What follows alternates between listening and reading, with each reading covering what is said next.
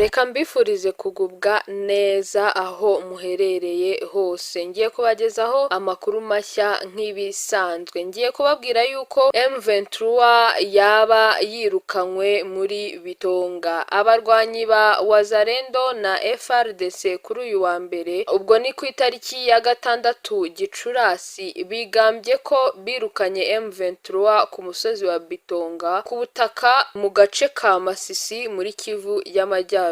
M23 ngo ikimara kwirukanwa yasubiye mu yindi misozi isa niyerekera muri Minova muri Karehe, ubwo ni muri Kivu y'Amajyepfo. Hafi aho Radio Okapi yanatangaje aya makuru ivuga ko ku muhanda Minova ugana Bweramana habaye agahenge nyuma yuko habaye imirwano iremereye yahuje M23 n'imitwe iri mu kwaha kwa FRDC ku murongo w'urugamba. Ni mu gihe mu cyumweru gishize M23 yafashe umujyi wa Rubaya n'utundi duce dutandukanye. Ni umujyi muto uri hagati mu cyaro cy'Imasisi ariko usa n'uteye kandi utuwe n'abantu babarirwa mu bihumbi magana. Amakuru yacu rero mashya reka nyakomereze hano aho ngiye kubabwira ko General Muhozi yagiye muri Repubulika Iharanira Demokarasi ya Kongo. Umugaba mukuru rero w'ingabo za Uganda General Kainerugaba Muhozi ari muri Repubulika Iharanira Demokarasi ya Kongo mu ruzinduko ari kugirira muri iki gihugu. Amakuru avuga ko Muhozi yageze muri Repubulika Iharanira Demokarasi ya Kongo ku gicamunsi cyo kuri uyu wa mbere, yinjiriye ku mupaka wa Kasindi uhuza iki gihugu na Uganda. Byitezwe ko uyu musirikare agomba kwakirwa na mugenzi we w'ingabo za Repubulika Iharanira Demokarasi ya Kongo General Christian Chisewewe Songesa bakagirana ibiganiro. Kugeza ubu ntiharamenyekana ibyo abasirikare bombi baza kuganira, gusa amakuru avuga ko baganira uko igisirikare cya Uganda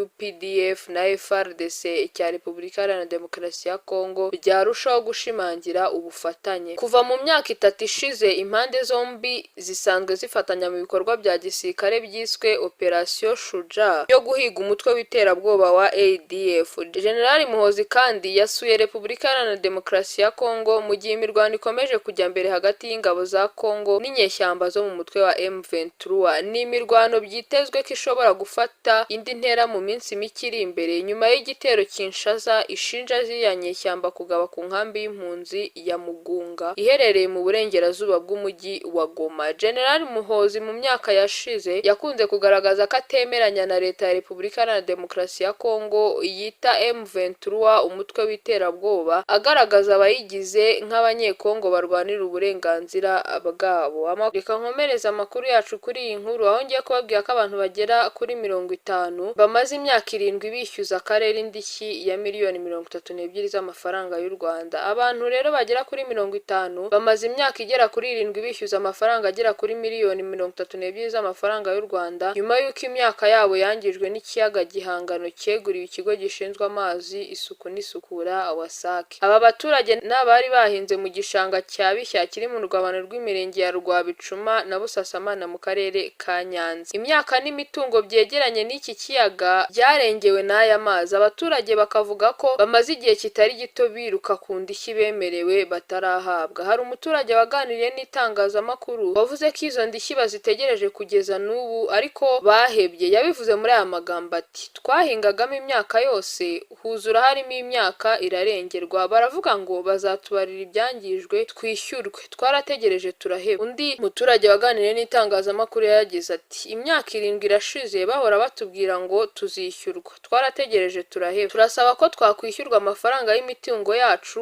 yangijwe." Erasme Ntazinda umuyobozi w'akarere ka Nyanza avuga ko hari harabayeho amakosa ku rutonde rwari rwoherejwe mu kigo cy'igihugu gishinzwe amazi, isuku n'isukura WASAC, ariko ngo kuri ubu byarakosowe ku buryo iki kibazo kigiye gukemuka. Yabivuze muri aya magambo ati: "Twarababariye bigeze muri WASAC basanga hari ibibura barabigarura kugira ngo bikosorwe, kuri ubu byamaze gukosorwa." Ngendi Joseline Uwizeyimana mbashimiye uburyo mukomeje gukurikirana amakuru mashya ngenda mbagezaho, mbibutsa gukora like, subscribe, share na comment kugira ngo mukomeze mubone amakuru mashya ngenda mbagezaho.